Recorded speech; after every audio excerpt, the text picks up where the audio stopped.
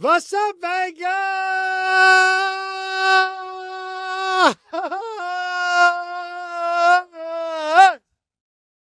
What's up, wankers? Fucking what's up?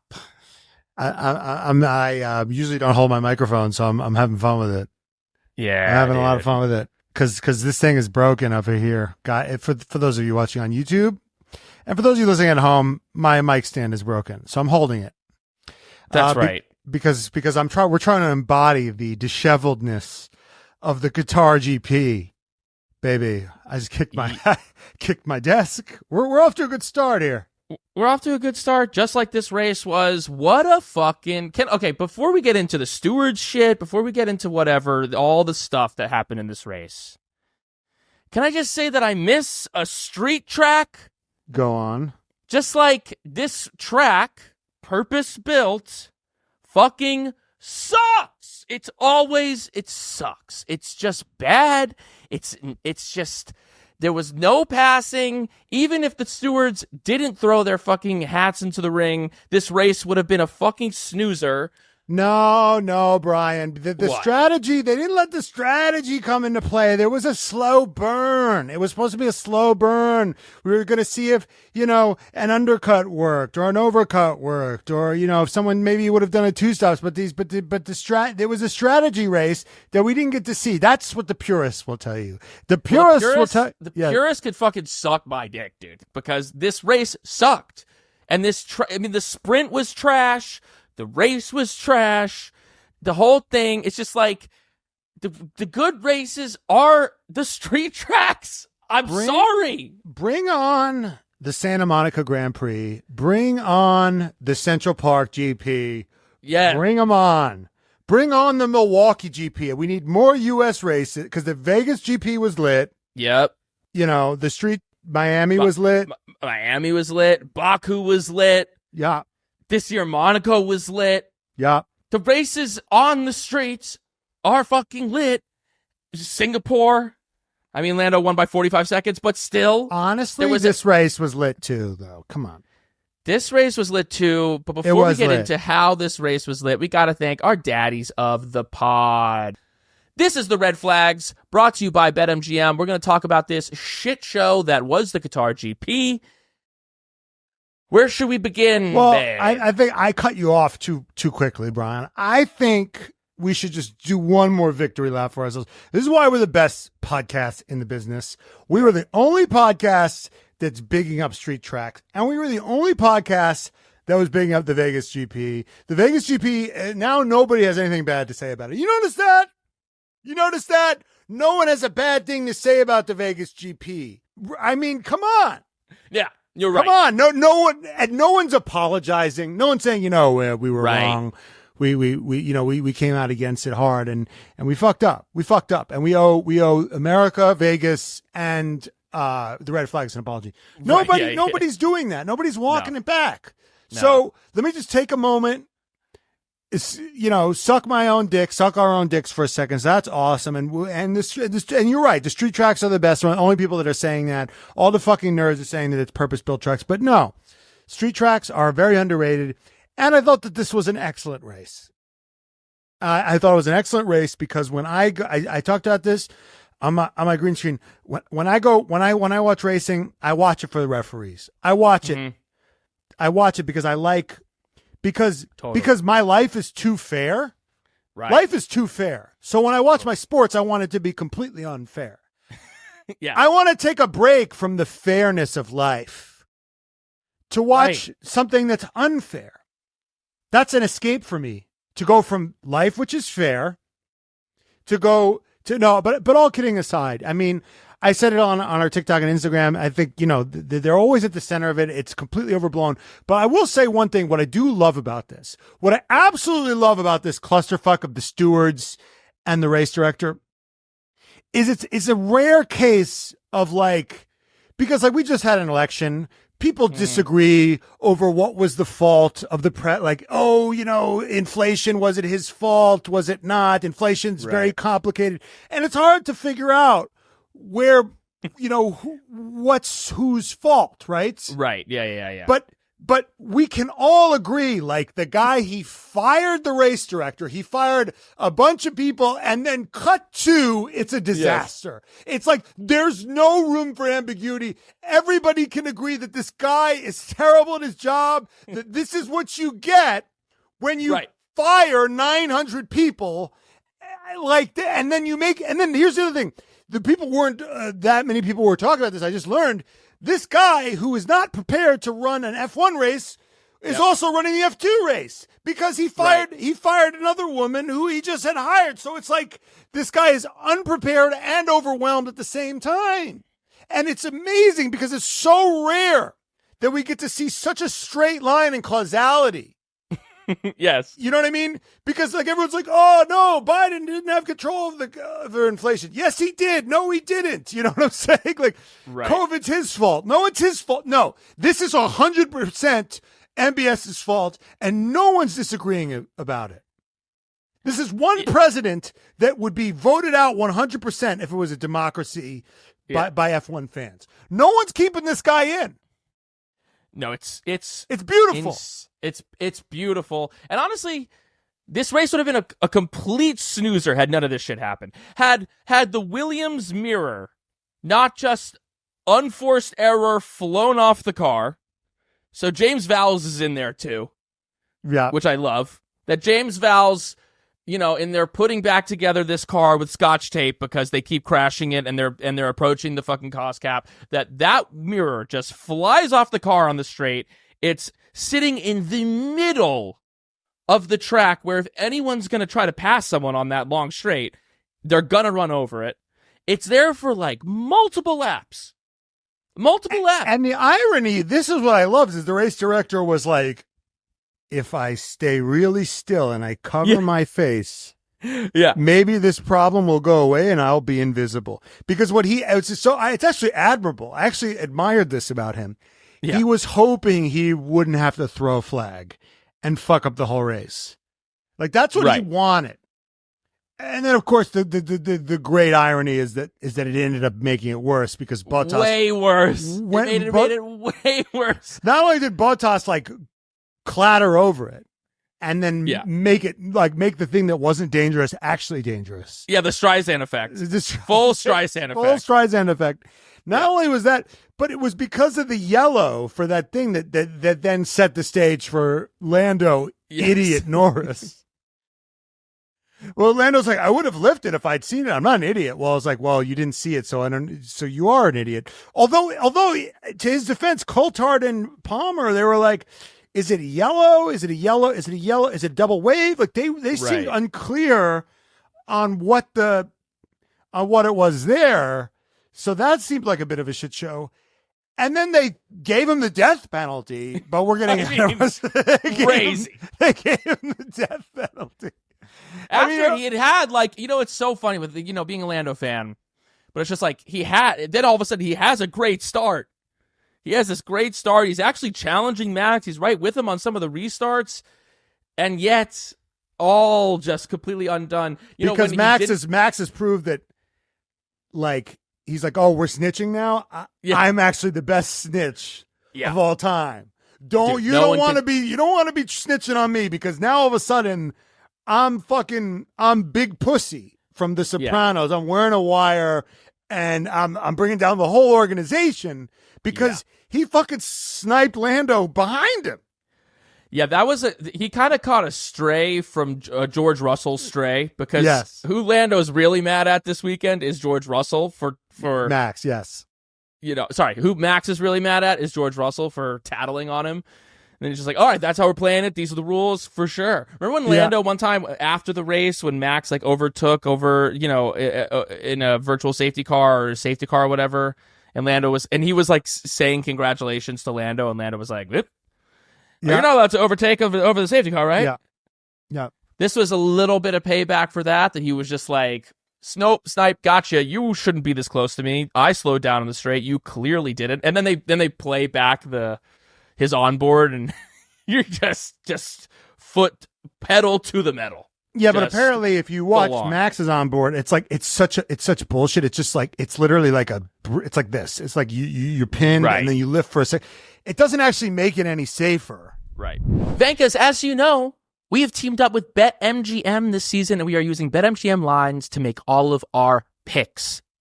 And if you haven't signed up for BetMGM yet, use bonus code DADDY, and you will get up to $1,500 first bet offer on your first wager with BetMGM. Here is how it works. You download the BetMGM app, and you sign up using the bonus code DADDY. Because we're fun, deposit at least $10 and place your first wager on any game. You'll receive up to $1,500 in bonus bets if your bet loses. Just make sure that you use the bonus code DADDY when you sign up.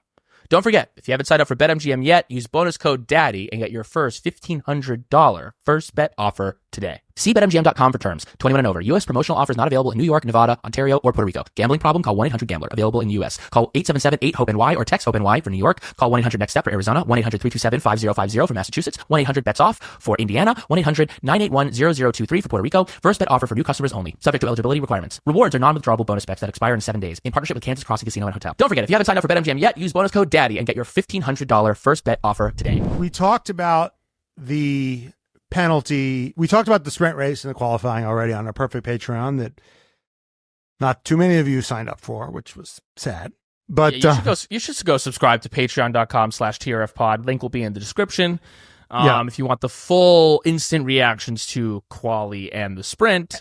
Yeah. But and if you want to see us in the flesh, there will also be a link in the description for our New York show. That's right. Which is after the Abu Dhabi GP.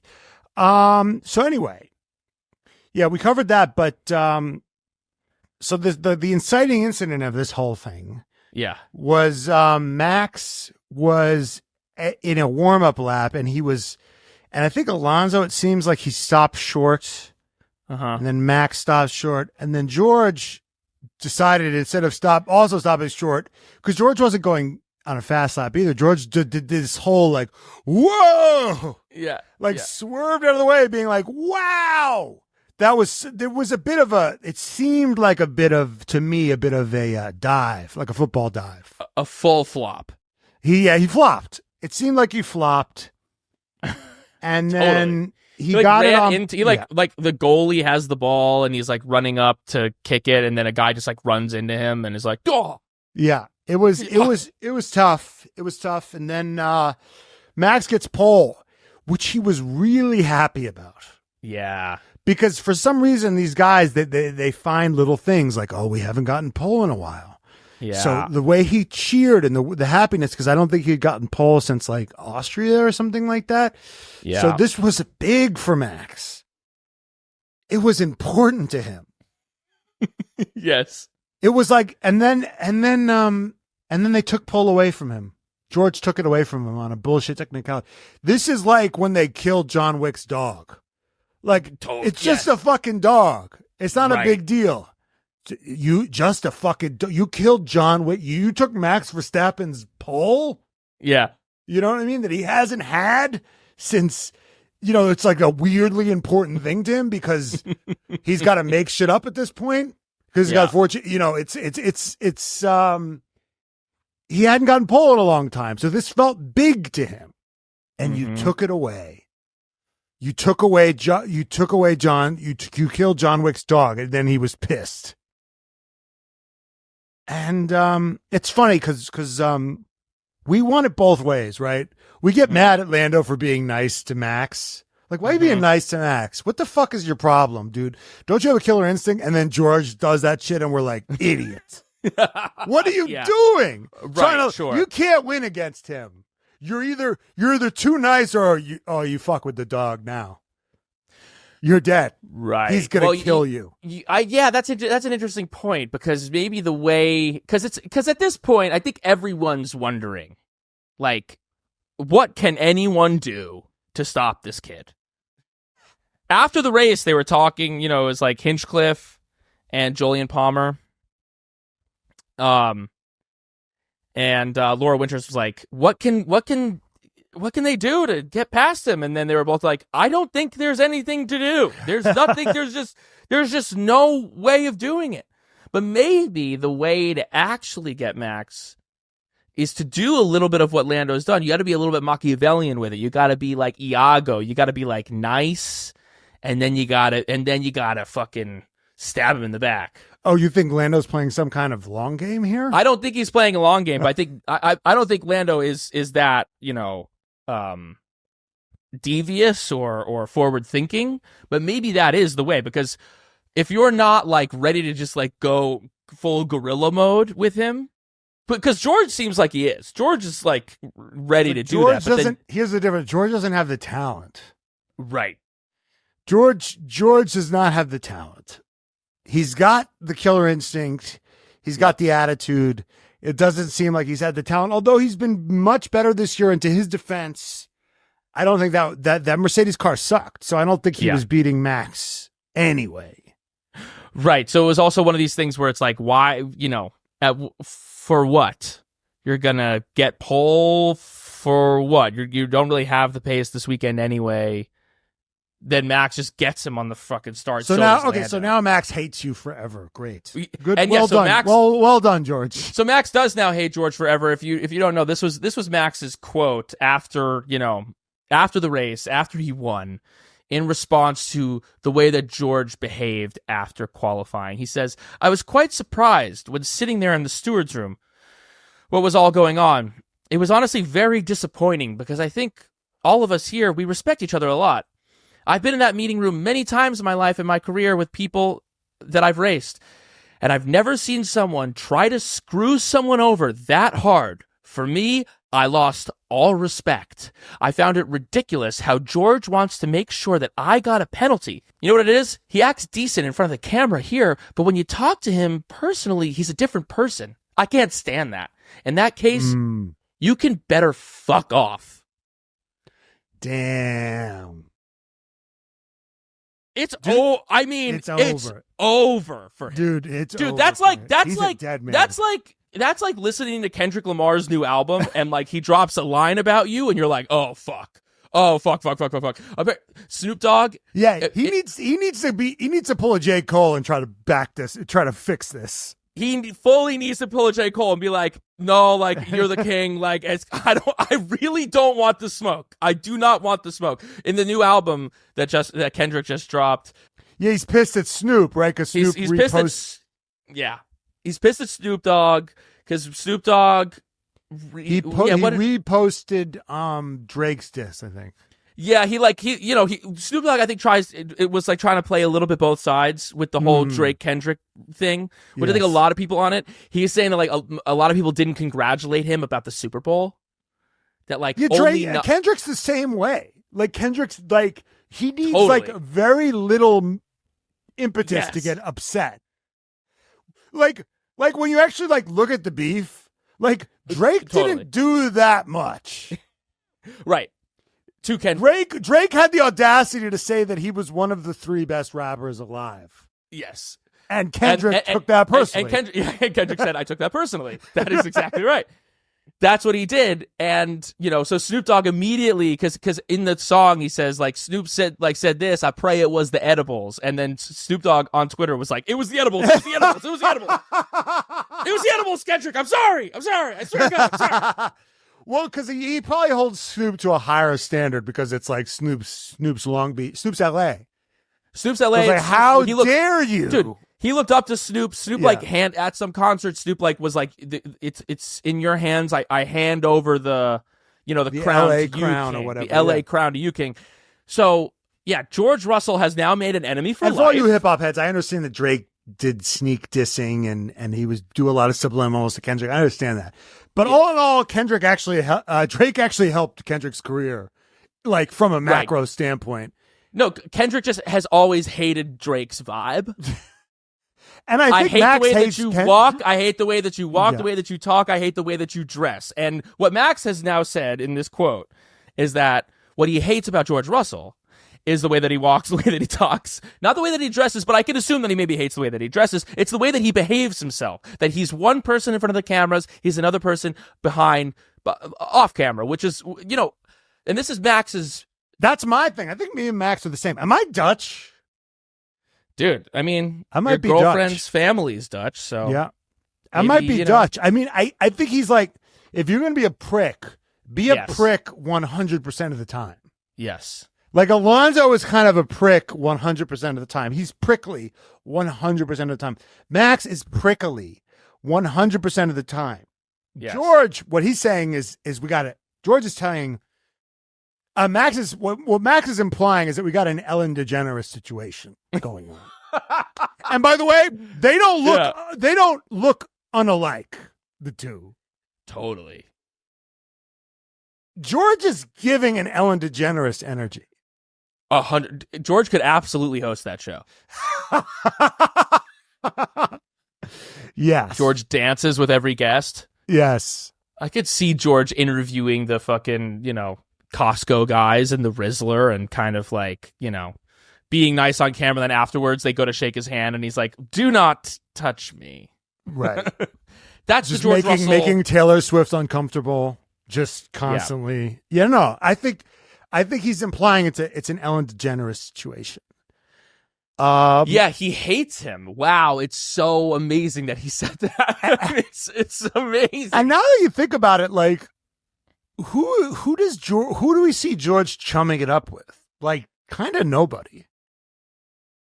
Like, who are his friends? It's like Albon, it looks like guess, it's but Albon's it's always... Alonso. Right, yeah, it's strange bedfellows weird. there. It's weird.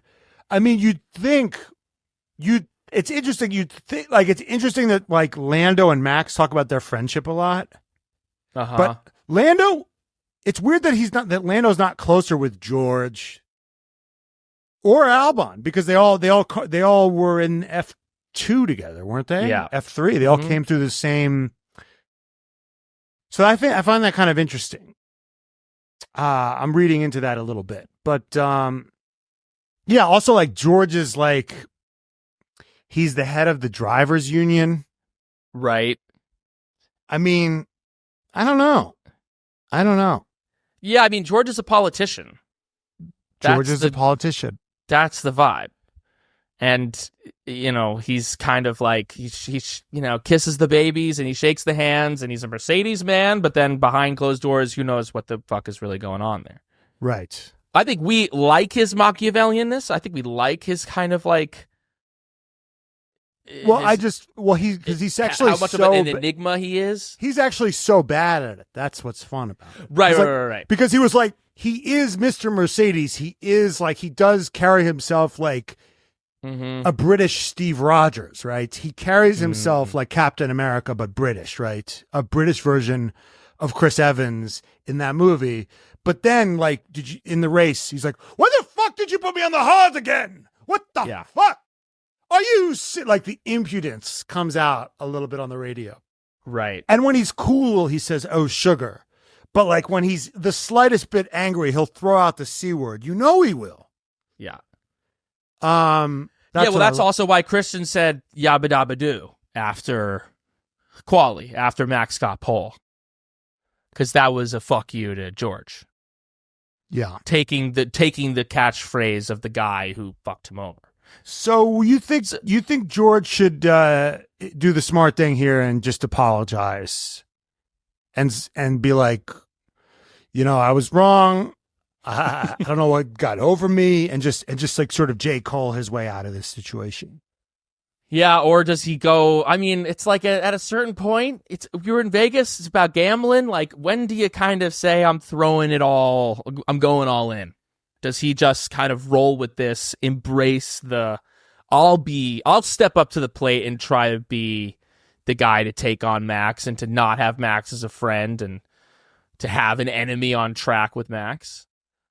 Selfishly, as a fan, I want him to do that. That's what I've wanted Lando to do. Yeah, I just think it was probably a strategic error considering his level of skill and the car that he has. Even though he's been driving well, this last. Yeah, I mean, he's been driving well. Lewis Hamilton is depressed as hell. Every interview, he's like, "What's the point? What's the point of even guys? Let's retire the car." Seriously, that was crazy. That was mental illness. What was happening, guys? Let's hang this thing up. And they said no. And then they were like, actually, you could bring it in. And then he was like, never mind. Fuck it. Yeah. That was crazy. Crazy. Like, what is shambles of an organization where you're like, no, stay out. Actually, we've talked about it. You can come in. No, stay. What is this? You hang up. No, you hang up. What is happening here? Well, we're in, as we said on the page, we're in garbage time of the season. So, like, it's all kind of decided. It seems like unless something colossal happens to McLaren in Abu Dhabi, they're up 21 points. It's going to be tough. I mean, Ferrari's going to have to be 1-2, and McLaren's going to have to kind of be nowhere for them to make this happen. And it's just kind of garbage time. Lewis has been checked the fuck out for a while. There were rumors that he wasn't even going to do Abu Dhabi. That really? Lewis wasn't even going to go to Abu Dhabi. Yeah, Julian Palmer was like, or Jensen Button, I think, was like, I really hope he does race in Abu Dhabi because it would be a shame if this was his last race for Mercedes. That would be a shame. I was like, I didn't even know that was a rumor. That's crazy that they're thinking like we think. What's even the point? Totally. I mean, I'm thinking like, why is Max even showing up? Well, Max has Why is Max even showing up at this point? Well, Max has a different brain, Max is I think this is why Max is the best, because he doesn't even need to. Yeah. Like, he really doesn't need to win these races. He could show up in a go-kart and do the whole race of go-kart for the next 2 races and win the It's interesting, in 2015 when Lewis Hamilton clinched his 3rd championship, I think it was. Yeah. He clinched it in, I think, Japan or the United States. I think he clinched it in the United States. Yeah, and that was when the Nico threw the hat at him. Yeah. Nico beat him the next 4 races in a row because he was just, Lewis was like, fuck it. Yeah. And then Nico used that as momentum and fuel to carry into 2016. And Max would never do that. Yeah. No. Max would never do that. He would be like, I'm not letting Nico Rosberg get momentum into next year. Yeah. He would never do, like, just by the, and for those of you who are would argue, you can't really argue because look what he did today. Yeah. He's fucking fighting for everything. Yeah. I mean, just new Lewis fans, just go back and look at the 2015. Just look at the results and just look, he's throttling Nico. He beat the shit out of Nico. And then he's just like, fuck it. Right. What's the point? There's no what's the point with Max until he retires. No, Max keeps his foot on your neck the whole time. No, there's no mercy. Because he doesn't want any of these guys to get wins and feel good about them. No. He wants them all to keep feeling like shit. He doesn't want any of them to get the momentum. Because now I've now talked myself into it. He does, and now I know why he tries. Because, like, God forbid any of these guys feel good about themselves for a second. Yeah. Right? He doesn't want George to get that freak Brazil win like he did in 2022. Although that was actually the worst thing that ever happened to them in 2022 when they won Brazil, because they were like, actually, our car concept is awesome. Yeah. Idiots. So, yeah, I mean, Max is just a different animal. He's a different animal. And Lewis did that when he won his 3rd championship. Max is out at 4. He's 4 in. Yeah. He's fucking, dude. He's crazy. He's a psycho. He's a psycho. We haven't seen anything like this. Not even Lewis. Even Lewis took time off after his after he won. And then he woke the fuck up in 2016. And then he went on his run. But now he's back to, like, what am I doing here? And he's getting down on himself. But then he's also like, this car, man, guys, is it broken? Is this car broken or something? Like, what's going on? What's going on with this car, guys? Seriously. He's literally like, is this thing on? Yeah. It's like, guys, I think seriously something's broken. Breaking. Yeah. Guys, retire the car. Guys. Retire the car. That's the second time I've seen him do that. Yeah. He loves to play the part of a race engineer and retire his own car. As he's getting older, he just doesn't have the energy for it. I think a younger Lewis was more in that, that Max vein, especially after that Nico wake up. But, this year he's just George has been trouncing him in qualifying, and I think he's looking forward to next year, but I think he might be a little bit daunted by the prospect of Charles Leclerc going into next year, given how this qualifying has gone for him in 2024. Bankers, this episode is brought to you by Buffalo Trace Kentucky Straight Bourbon Whiskey. Buffalo Trace is crafted at the oldest continually operated distillery in America. The distillery has been making whiskey since 1773. That's 250 years. Buffalo Trace, the flagship bourbon from the world's most award-winning distillery, has a bold, robust flavor that is still incredibly smooth since it's aged 7 to 8 years for an elevated taste.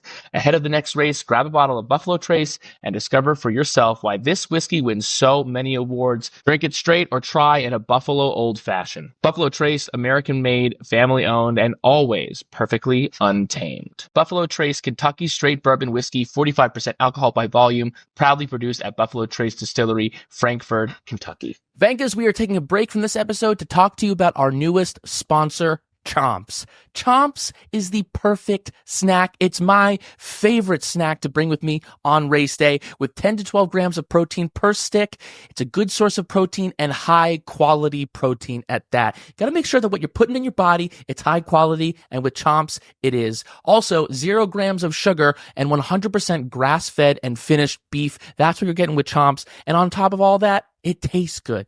Here's what I like to do. I like to bring handful of Chomps, throw them in my backpack, go to the race so I can be nice and fueled. Don't get distracted by the booths and the funnel cake and all the stuff that's bad for you. You need a good, healthy snack because it's hot at these races. You want to make sure that you're fueled up and ready to go so that you can watch Lando Norris blow another start.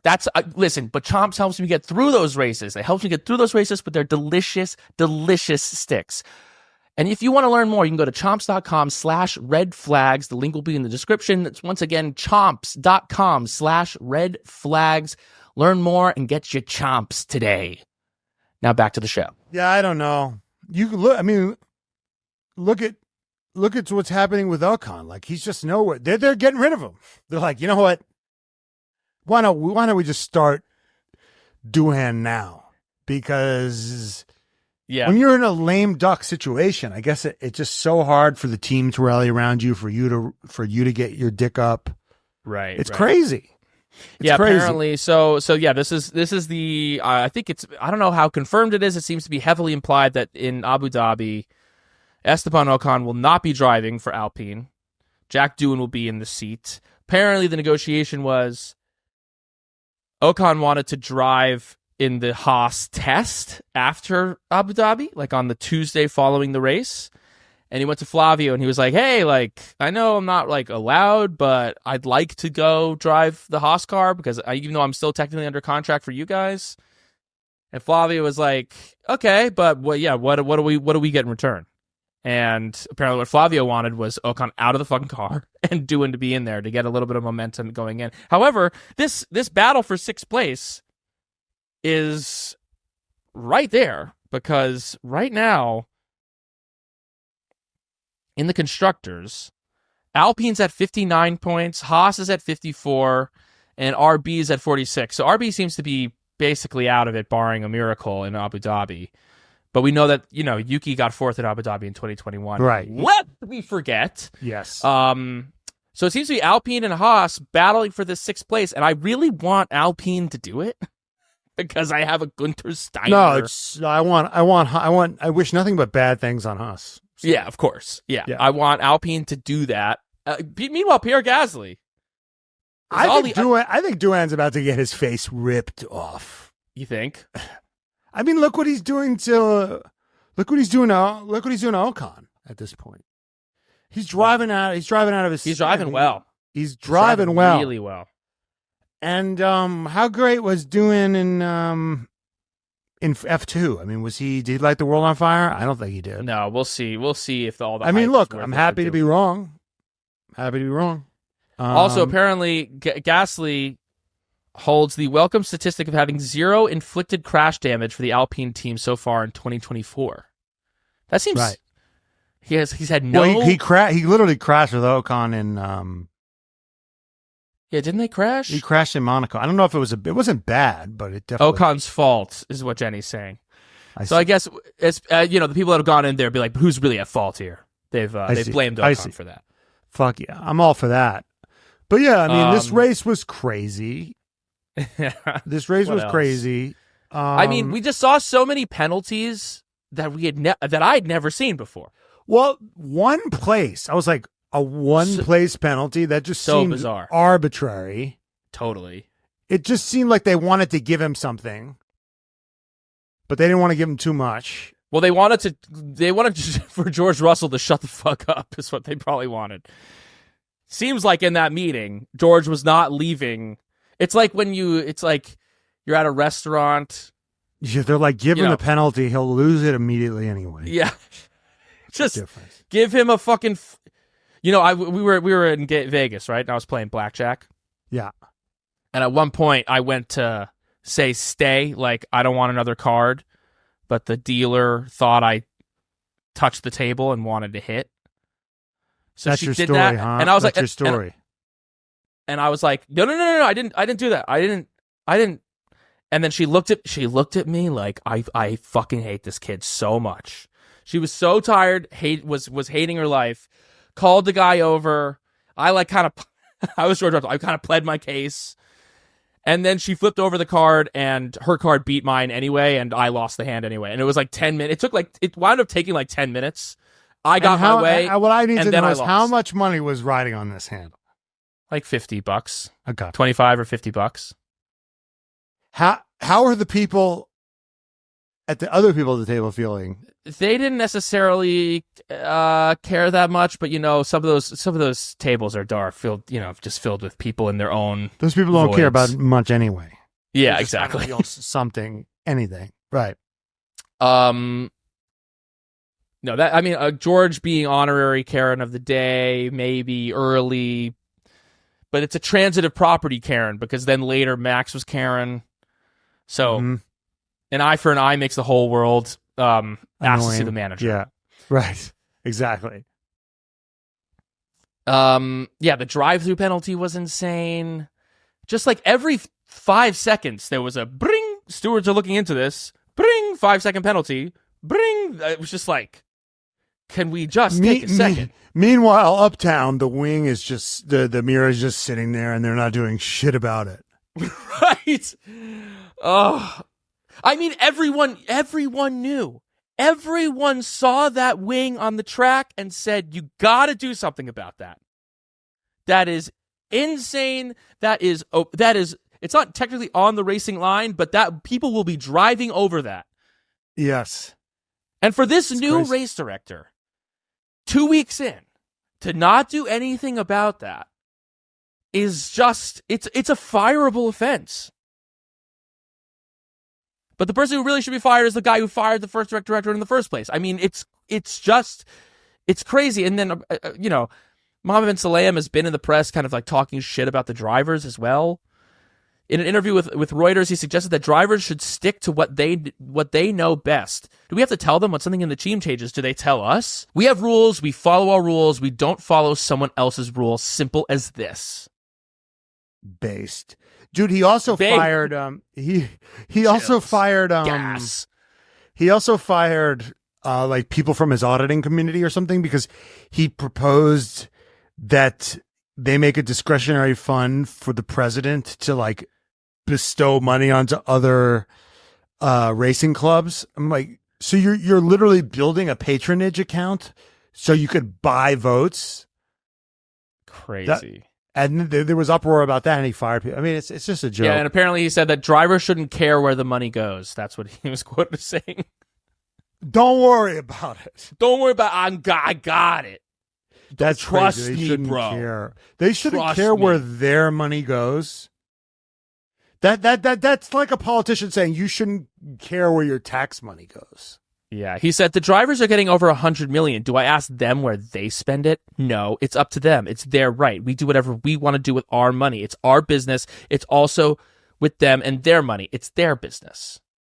Dude, he reminds me of like a kid that would like pull your hair, knock your shit over, and then you'd say, "What the fuck?" And he'd be like, "It's a free country." Yeah, right. He's given the like, "It's a free country. I do what I want." Yeah. Black magic. argument. He's such a fucking idiot. Now, my question is how much more of this is F1 going to brook? How much more of this behavior? Because it's crazy. F1 is so powerful. Like can we just talk about for 1 second? I know this is, we haven't really we got into the particulars of the race. Well, let's just talk about this for a second. They whacked Michael Andretti. He was whacked. Luca Brasi sleeps with the fishes, whacked. They assassinated him. Fully. He was whacked. Yeah. Leave 100%. the gun, take the cannoli. Yeah. He's done. Yes. Because think about it. Yeah. What he stepped you cannot come in, you cannot come in, you cannot come in, you absolutely you shall not pass. Right. He steps down, he's gone, and then it's like, right this way. Right. Horse of a different color, right? Right? Yes. So they literally were like, it was literally personal. The only thing that they didn't want was him. And they he put the whole thing together. Yeah. But it had his name on the building, and he was the one gonna. And they didn't like the cut of his jib, dude. And shaking the hands. They said no.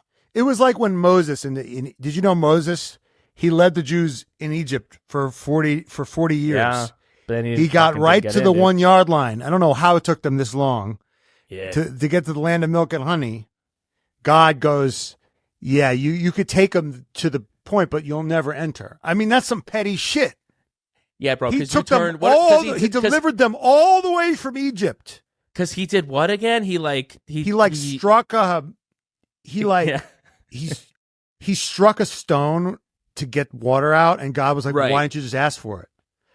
Dude, Old Testament God was a petty little bitch. Dude, he was kind of like Max Verstappen, if I'm honest.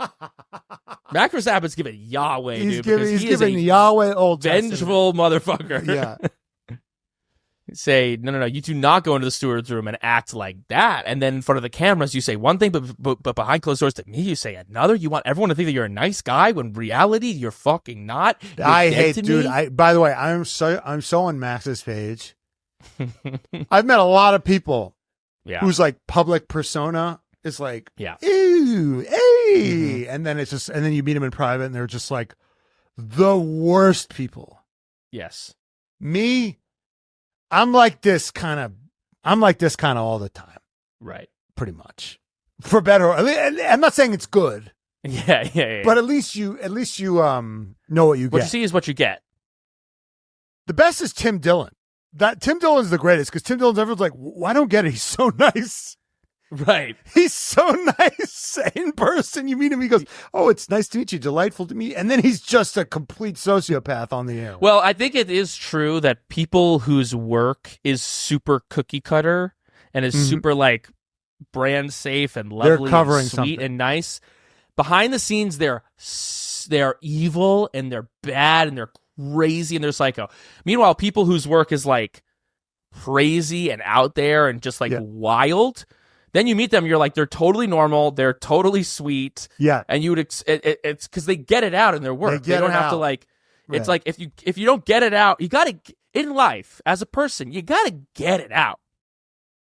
There's just healthier ways of getting it out, and there's unhealthier ways of getting it out.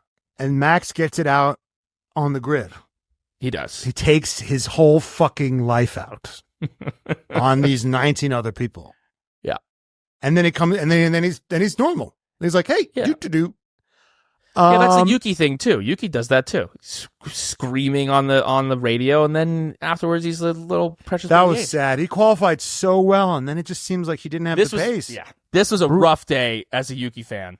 I mean, the amount of times that he was getting overtaken in this race, I was like, "Stop it! Turn it off, please!" I was like, "Retire the car! Retire the car! Please put him out of his misery." This is crazy, dude.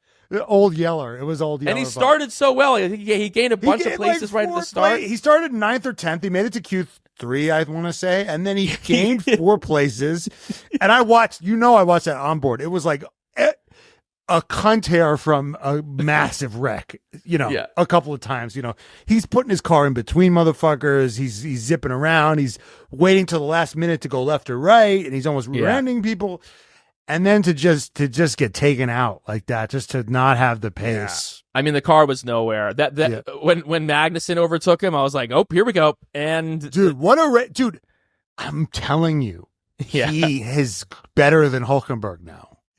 He's quietly been out qualifying him. Yeah, doing better than him in the race. My favorite moment of the whole race was when he overtook Albon and went, "Fuck off!" That was amazing. That was so awesome. He's on one. I mean, it was Gunther Steiner that was like, I think it just occurred to him that he doesn't have a seat. Yeah. He should actually try. I think that's what's actually happening.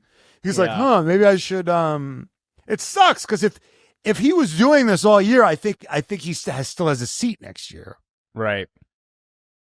But the narrative on him is that Hulkenberg is a better driver, but honestly, Hulk kind of sucked this race, and he spun out untouched. Yep. He spun out. Perez spun out. Oh, at least Hulkenberg spun out like in the race. Yeah. Perez. Okay, so let's go through Perez. Okay, Yeah. did get out of Q1 for the sprint. Right. Starts in the pit lane. Doesn't go on green. I mean, I am not saying I'd be a good F1 driver. I'm not even saying I'd be bad. I would be the worst. But I think one thing I'd be able to do would be to start when it goes green. When the green light flashes, I think I'd be able to do that. I would hit the gas. I think I'd be able to do that. I'm not even saying I would do it with like a crazy.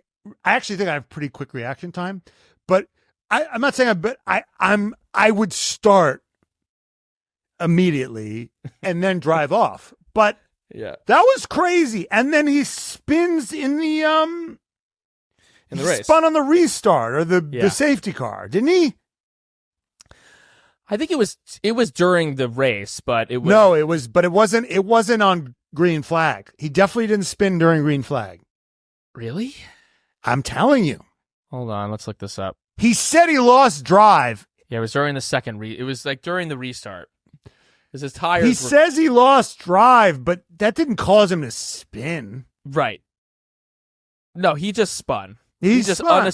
Just non-contact play, non-contact injury, self-inflicted wound, just spun. Yeah. But he'll be in the seat next year. It's just like he's going to be in the seat next year. And it's going to be Lawson and Yuki, I think, at VCarb. Crazy. I've said this before. I'll say it again. Are Perez fans enjoying this? No. Is he enjoying this? No. I saw a rumor online that like he wants like X number of million to like terminate his contract or some bullshit like that. And I'm thinking to myself, I would pay to get out of this situation. Right. Who wants to be humiliated like this on a daily basis? You know? Yeah, it's tough. It's embarrassing. I used to do stand up.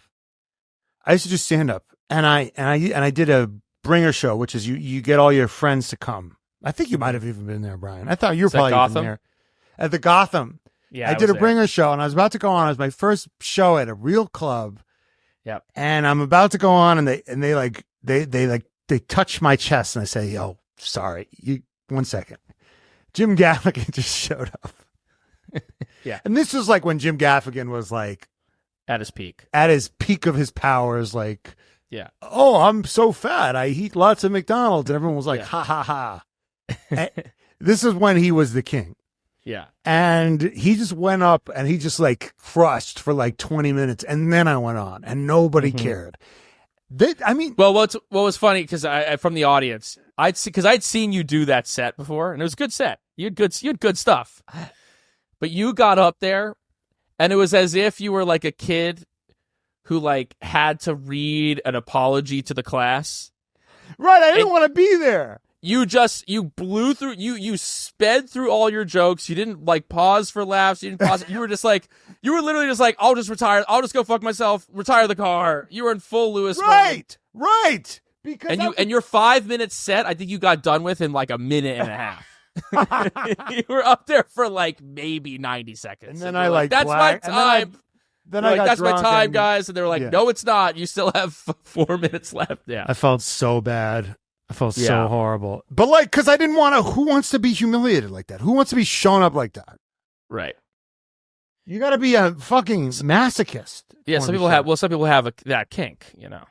It's got to be a kink.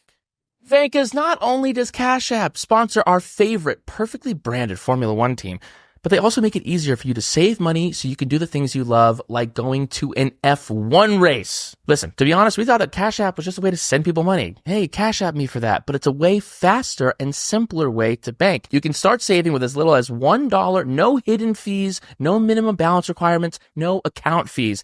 And we all know that overdraft fees make no sense. Why are you charging someone if they don't have any money? Plus, when you deposit $300 or more in paychecks, you can get up to $50 in free overdraft coverage. It pays to get paid on Cash App, so go download the app today. What are you doing? Now back to the show. Should we get into our awards? Yeah. All right. Let's start with hottest moment of the day. Well, I think hottest moment of the weekend was probably Lewis and Leclerc, that side by side. That was fucking sexy. Yeah, a little preview. Yeah. I don't know if That's that right. counts. It's like that's like when you get to the end of the episode and they're like next time on Game of Thrones. Exactly. And you like see the Battle of the Bastards and you're Yeah, like, let's go, dude. Yeah. Let's go. Yeah, that was pretty good. People were saying Max's start pretty good. Not, but it's just like, you know, it's like, how hot is it when you see it every day? Right. It's not new. It's not new. Right. Daddy of the day. I mean, Max Verstappen. Maximilian Verstappen. Making everybody his son. Everybody's Yes. his son. Sunning everybody. You know, a lot of people are talking about Joe. A lot of Joe love in the Daddy of the Day response here on Instagram. Yeah, he got did a 4 good job. points. He did a good job. Got 4 points. And he told his race engineer to fuck off or whatever, like leave him alone, Yeah. which I appreciated. Yes. You imagine, you know, you getting fired and now you're like you getting 4 points for the team, and you'd be like, that's a moment where it's a great moment in High Noon, where Gary Cooper, everybody doubts him, nobody wants to help him, everybody tells him to run. But he wants to defend this town because he's the goddamn sheriff. And then he defends the town and he takes his star, spoiler alert, throws it in the ground. He proved his point, and now he fucking quits. Right. Bit of that. Totally. Yeah, it is kind of awkward when it's like KMag's talking about like the points they need to finish like in 6th in Abu Dhabi. Yeah, fuck your Like, constructors, dude. Yeah, who gives a fuck about your constructor? You should be out there for number one only. Karen of the day. It's got to be George, right? I mean, it's George, Or it's Lewis. it's Max, or it's Lewis, or I mean, it's what it's. I mean, I guess red flag of the day will be the stewards, but people are saying the stewards. Karen of the day is George. It's George. You Karen's too close to the sun, and now you fucking you woke the crack. You unleashed the Kraken. Yes, you did. Dude, he was sipping his G&Ts. What are you talking? He's getting drunk. Like, what are you doing? What are you doing? Yeah. He's in a drunken G&T stupor at this point. And you decide to poke him with a stick? Yeah. Wildness. You asked to see the manager on Max Verstappen? Crazy babe. Yeah. Radio of the day. It's Kevin Magnussen. Yeah, Fuck off. Yeah. I did love the George Russell. Fuck these hard tires. God damn it, guys. That made no sense. Why would you do 2 stops just to put another set of hard tires on? I was totally on George's side. I was like, that's crazy. What are they thinking? They're a mess. Brian, explain themselves. It makes no sense. You pit him again to put him on hard tires, which are shitty on this track for everyone. No one's good on the hards. Meanwhile, the mediums, lasted a long time. They did 30-something laps on the mediums, and you only have like 28 laps left. No, you put him on the medium or the soft. That's the only reason why you'd stop him a second time. Totally.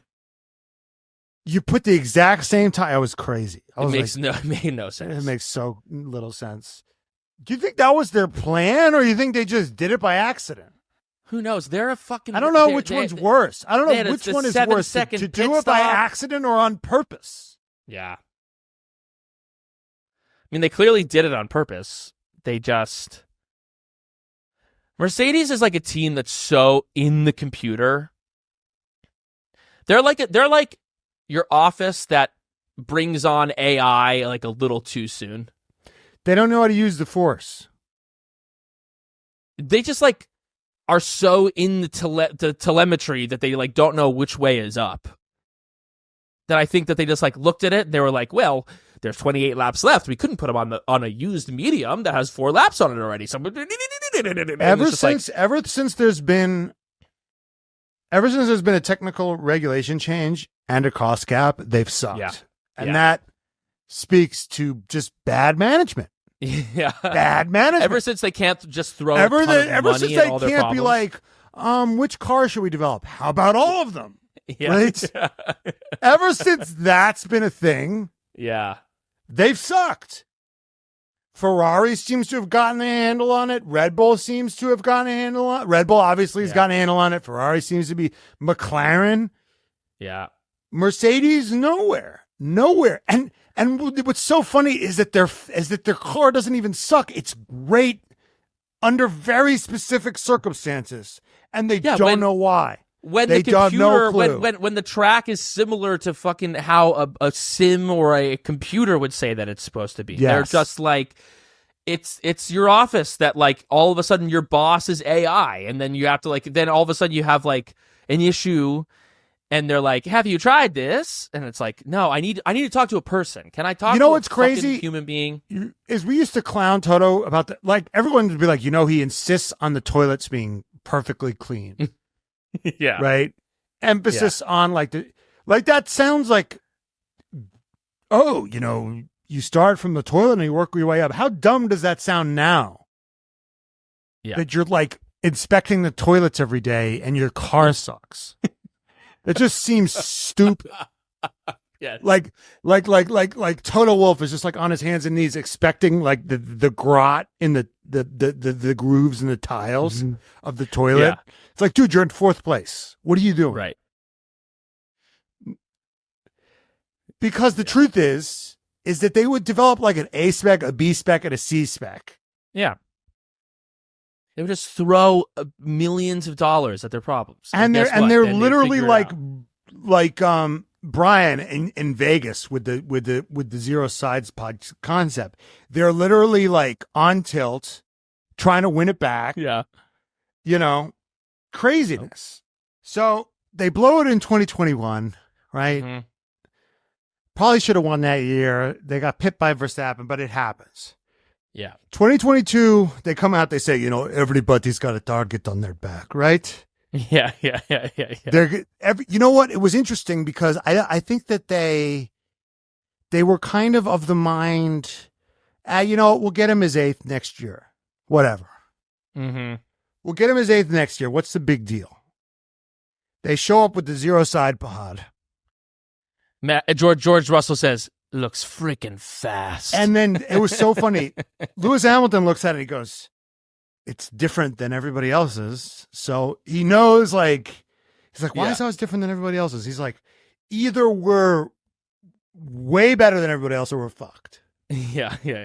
And then Vettel, if you watch it, Vettel goes, George Russell's like, fuck, it's fast. And Vettel does his little thing where he gets like, while Lando is doing that golf pose, everyone's like, his golf pose is going viral because he's like, he does that like little pose when he's checking the green. Yeah. He gets on all fours and women are like, it's so hot. Right. Okay. It's like Vettel does that with cars. Yeah. Right. He gets on his hands and knees because he doesn't golf. He got on his hands and knees and he's doing this thing and he goes, looks like drop dough. And he just does this. It looks like, and he just goes, and Vettel knew it from the beginning. Yeah. And Lewis for the whole season was like, retire the car, retire the car, retire this concept. Right. And they were like, no, we're getting really promising data from the computer. And he's like, well, I'm getting data from the neurons that are firing from my dying spine into my brain. Yes. That's the data I'm getting. Yeah. And then they win one race. Yeah. And they decide that their concept is genius in Brazil. And then they hold on to that concept and they develop on it all through winter, only to realize that Lewis was right all along in Abu Dhabi. And then they go back. Whereas McLaren, once something doesn't work, they just abandon it and they take the temporary pain. And they've been sort of playing catch up ever since. And, and then we know that they didn't offer Lewis a multi-year deal. They didn't offer him equity. Right. They didn't offer him back. They lost the greatest driver to ever live, which, I kind of get. You got to make room for the future. But, they're just kind of, I mean, even in those years where they were winning a bunch, like, it was a bit of a shit show between Nico and Lewis. It was a bit of like, la, la, la, la, la, la, la. They were, their lack of ability to manage was always masked, I think. I mean, longer time viewers can correct me. I think that their management deficiencies have always been masked by the incredible car that they've been able to build. And ever since they've stopped being able to build an incredible car, and it's all been like, on the margins, we've been shown time and time again that they're not like a crack organization. I mean, we see it with McLaren. Like, McLaren is not a crack organization yet. They fucked up today, McLaren. They pitted Piastri before the safety car. Well, wasn't that bad luck? Not really. You could see that the thing was coming, and they put him on. It's like Bottas hit the thing. The Streisand effect happened, more debris everywhere. Right. Then they pit Piastri, and then like two laps later, there's a safety car. Now maybe they were thinking, there was a debate whether. Well, maybe they didn't want him to be. Yeah, they didn't want him to. They didn't want him to be Carlos. They didn't want him to be Lewis. But like, if they had waited and said like, hey, get off the fucking, don't try to pass anyone on the straight. Stay all the way to your left. Like, avoid the shit. Then he would have gotten second today. Yeah. But Charles pitted during the safety car and got track placement over him, and then that was it. I mean, when you think about it, are any teams crack organizations other than Red Bull? Like, no. At least at the top, like Ferrari, no. Ferrari's much improved. They're trending in the right direction. But Ferrari, no. McLaren, no. Yeah. Mercedes, no. It's the pinnacle of the sport. And it's all about just like, how do we... I was thinking that. Every team just like sucks. Every team is so obsessed with sucking their own dick about how like fucking optimized they are and how fucking hyped. Just look at us be the fucking... And it's just like, your drivers are screaming bloody murder about you putting them on the dumbest tire that you could put them on. You know what it is, though? At least they're trying. Like, they're hiring guys who went to fucking MIT, and they're hiring guys that went to Oxford, and they're doing their best, right? Like, the guys at Mercedes, the guys at McLaren, they are trying their hardest. The FIA is not trying their hardest. MBS is not the cream of the fucking crop. Right? He's not. Like, running a Formula One team is hard. Getting new strategy calls is hard. Yeah. Holding, like, holding on to your race director for the whole season shouldn't be that hard. Crazy. Not firing and everybody. if you're the new race director, when you see a piece of fucking carbon fiber and equipment on the track, on the racing line, you do something and you get it off. I mean, Brian, don't you hate throwing a safety car though? Fucking the whole thing up. Of course, but you got to do something. I think what they, will be nice if you throw a VSC. Right. Try to get somebody to run onto the track. Get your quickest guy. Get somebody from Wimbledon to get their ass on there, and the ball kids from Wimbledon. That's have the other them run thing. out. That's the other crazy part. Is we got this is a $20 bajillion sport, right? And at the end of the day, you're playing Frogger. We got these guys running out. Right. It's me in Midtown trying to get to where I need Cross to Times Square. Yeah. What are we doing? There isn't I know, they some should have, drone that you can they should fly. have like a or like I'm envisioning the the vaudeville cane when someone's sucking on stage, they just pull out the cane and what about neck? like an air hose? You could like blow it. Right. Because I was thinking the easiest thing to do is you could totally water hose it, but then that part of the track is just randomly wet. It's wet. No, there's got to be something better than just having a person who's not getting paid, who's doing it as a volunteer, run out onto the fucking track and like remember suicides where you touch the line and you run back. Yes, you're having like a middle-aged guy do and none of these guys look quick, by the way. No, they all look like lumbering dudes. Yeah, I don't think they attract the highest caliber of athlete. It's like, hey, FIA, you got all this money, right? You got all this money and you put it in a fund. How about we dedicate a fund to trying to figure out a way. Get iShow Speed. Yes. Bring him to every race. You want attention? Right. You want attention, MBS? Let him hire real athletes. Yes. To stand there in the pit lane and dart out, dart back. It could be a new thing because people like to talk about how quick the pit stops are. Let's talk about how fucking agile these stewards are. Right. It's fucking stupid. All right, let's get on to our next awards. Payback of the day brought to you by Cash App. Got their payback today. I mean, didn't Albon quote unquote rammed KMag's like he rammed me.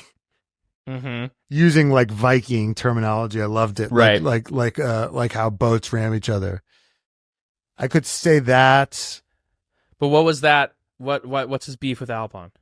Albon hit him. Oh, when he then got him back later and said, "Yeah, fuck you." Yeah, that was good. People are saying Joe on Sauber, I guess, as payback to Sauber for firing him. But really, I think it's Verstappen on George I'm sure Russell. Audi is really keeping themselves. I know everyone's like trying to make Joe a thing. I'm just saying it because you've written it, but I don't care. He drove one good race. I just don't care. That does not a career make. No, it's probably Max on George Russell. Max on George Russell. It's got to be. That's ultimate payback. Legendary moment of the day brought to you by Sunoco. Yuki start, baby. Yes, dude. That was the highlight of my whole day. Yeah, 5 places on the fucking first 2 laps, dude. 5. Dude, this is where you really get objective journalism. Where That's we right. say that an hour and 10 minutes into the recording. Yuki Tsunoda. Yeah, absolutely. And then red flag of the day. It's got to be the stewards. It's got to be MBS, the race director, the whole system. It's like, what is F1's threshold for pain with this? It's like, what's Red Bull's threshold for paying with Checo? What is their threshold for paying with MBS? F1 is 70% of the income that the FIA gets. 70% of what it's their entire business is F1. And the guy who's running it is making it his job to piss make them the off. Races work, to piss them off, to penalize them, to talk shit. It's like the whole thing. It's crazy. Can we get, I hate to say this, but how Liddy McTitty would an impeachment be? Can we at least get an impeachment? I'm not saying it has to go through. It could be like Trump. But let's impeach. Let's at least indict him. Well, impeachments don't have to go through. Like Trump was impeached twice. He wasn't convicted. Let's impeach him. Right. You know? Yeah. Crazy. He sucks. Yep. He sucks. He doesn't even suck in a fun way. Yeah. Like George sucks in a fun way. I love George. Yeah. Speaking of fun. Yes.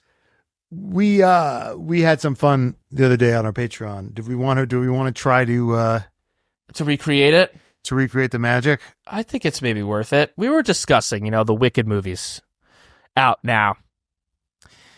And we were trying to think of who on the grid is who of the Wicked movie. Who's Glinda? Who's Elphaba? And Matt, you had your theory.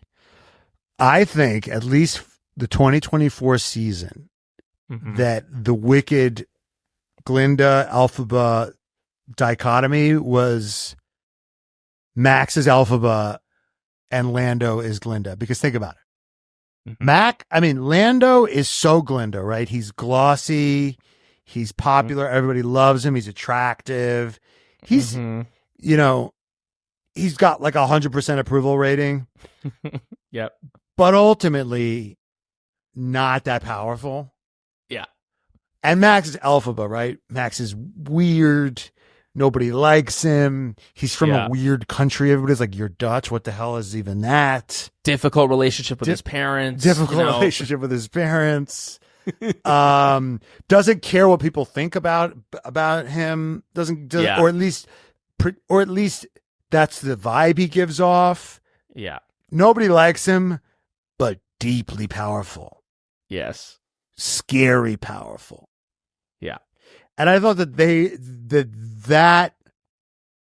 that relationship so clearly carried over, and that they're friends. I thought that was so perfect.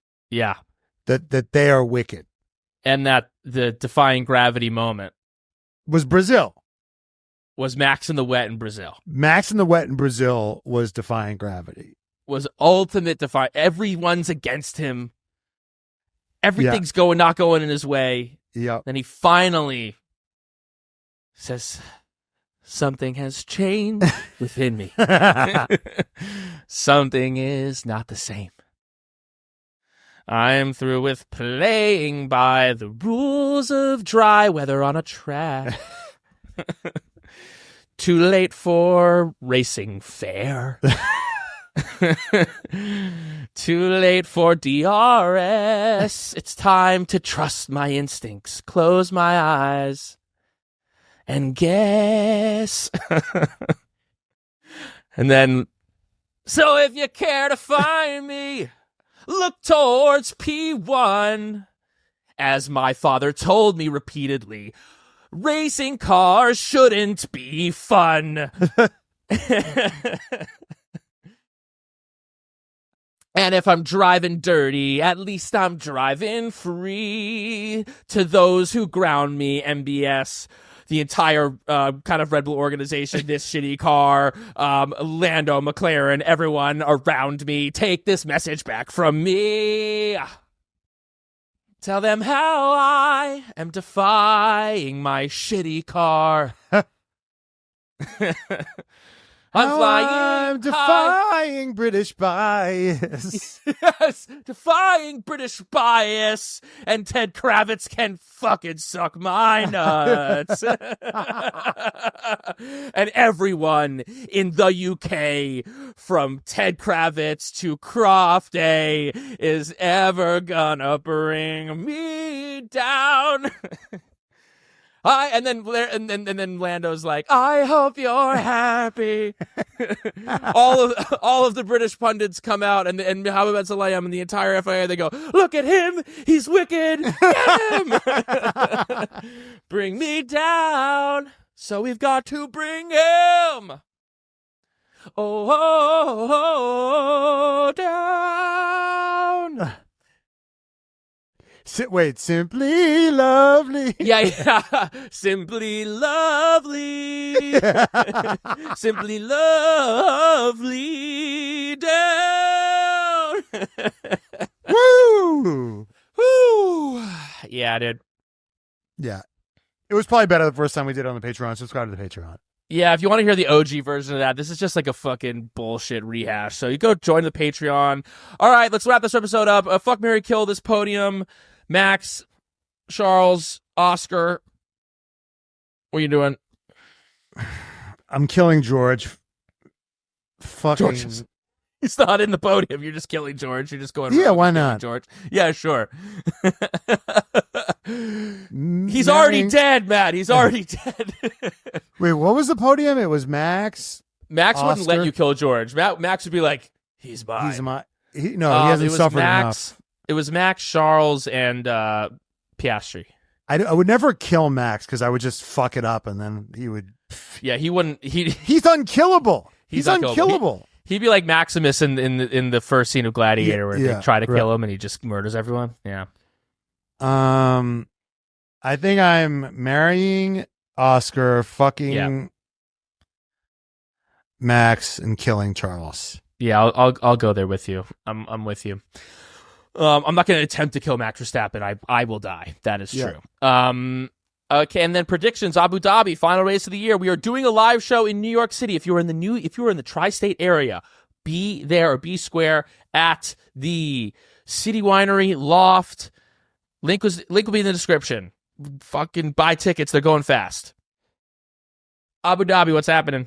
I think Max is just gonna keep it up. Yeah. It seems like they worked that car out. Yeah. Everybody's fucked. And they sucked in the sprint, and then they like figured it out. Like they're back. They're back. They're so fucking back, dude. They're so back. Everybody's screwed. All right, that's our episode. We love you, Vankas. Until next time. Goodbye, Vankas.